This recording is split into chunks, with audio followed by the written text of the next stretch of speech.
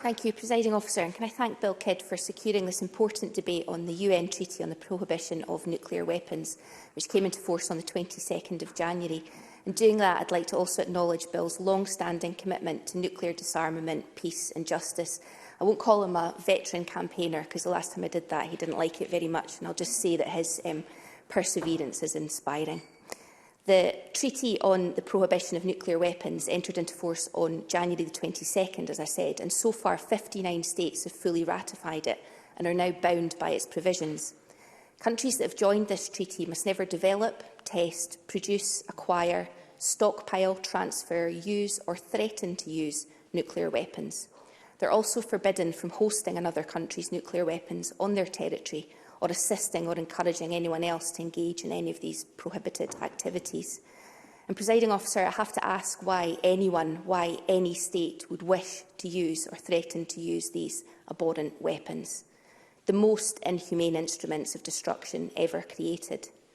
Weapons which, when deployed, incinerate human life. Close to 250,000 civilians met this unimaginable end in the Japanese cities of Hiroshima and Nagasaki in 1945, and many thousands more have since died from radiation-related illnesses. To date, the UK has continued to insist that it will not sign the treaty, nor be an observer at the first meeting of states parties to the treaty in March.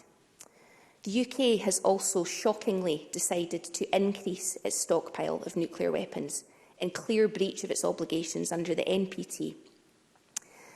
The Treaty on the Prohibition of Nuclear Weapons, with its emphasis on prohibition and elimination, could rectify that deficit. Presiding Officer, safety and security is about more than the absence of violence or war. It's about creating a just and equal society in which everyone can achieve their full potential and where no one's left behind, and we help to nurture and support those who need it. The challenges and sacrifices we've endured over the last couple of years highlight that more than ever. They highlight what's important. And as we build back from COVID, recovery must include the end of nuclear weapons. Of course, nuclear weapons are immoral, but it's not just immoral. It's also economically illiterate to spend hundreds of billions of pounds on weapons of mass destruction when that money could be invested on a recovery that actually benefits our citizens. Article 4.4 of the treaty has a clear relevance for Scotland. It states that each state party that has any nuclear weapons or other nuclear explosive devices in its territory or in any place under its jurisdiction or control that are owned, possessed or controlled by another state shall ensure the prompt removal of such weapons as soon as possible.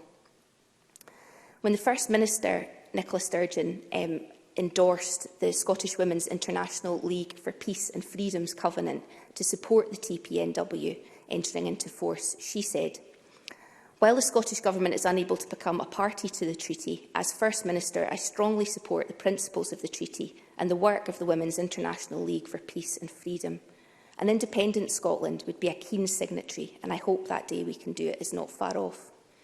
As Bill pointed out in opening, in Scotland we have a majority of our parliamentarians signing the ICANN Parliamentary Pledge and a First Minister who has spoken out in support of nuclear disarmament. I believe the only way to guarantee an end to nuclear weapons here in Scotland is for us to regain our independence as a nation, and I look forward to very much the day that we can do that. Thank you.